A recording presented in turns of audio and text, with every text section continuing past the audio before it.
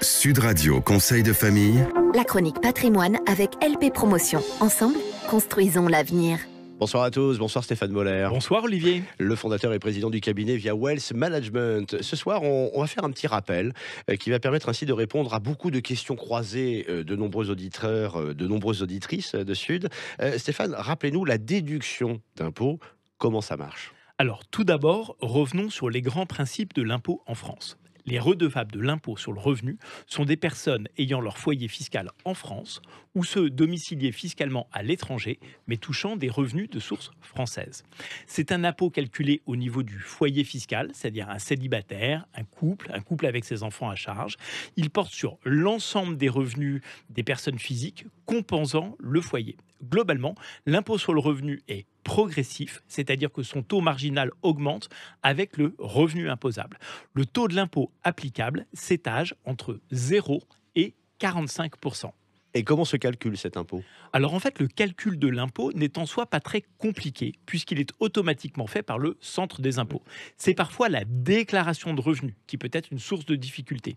La déclaration nécessite parfois de rassembler plusieurs typologies de revenus émanant de plusieurs sources de revenus différentes. Par exemple, les revenus salariaux, les revenus des auto-entrepreneurs, les revenus financiers, les revenus immobiliers sont des typologies de revenus.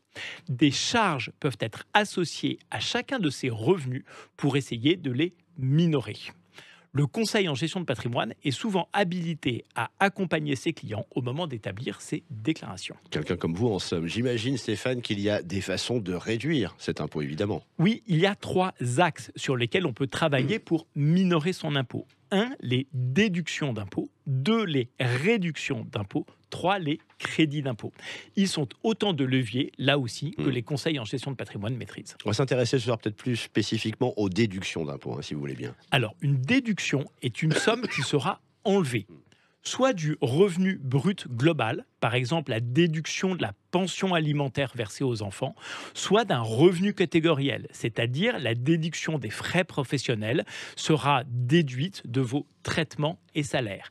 La déduction de certaines dépenses dans la déclaration de revenus permet donc d'obtenir une diminution de la fiscalité. Quelques exemples de déduction d'impôt. Commençons peut-être, par exemple, vous l'évoquiez par un exemple de charge déductible du revenu global. Alors, le plan d'épargne retraite populaire, le PER individuel, est un moyen de bénéficier d'une déduction fiscale tout en se constituant un complément de retraite. Le versement sur un PER constitue donc une charge déductible du revenu imposable au niveau du revenu global.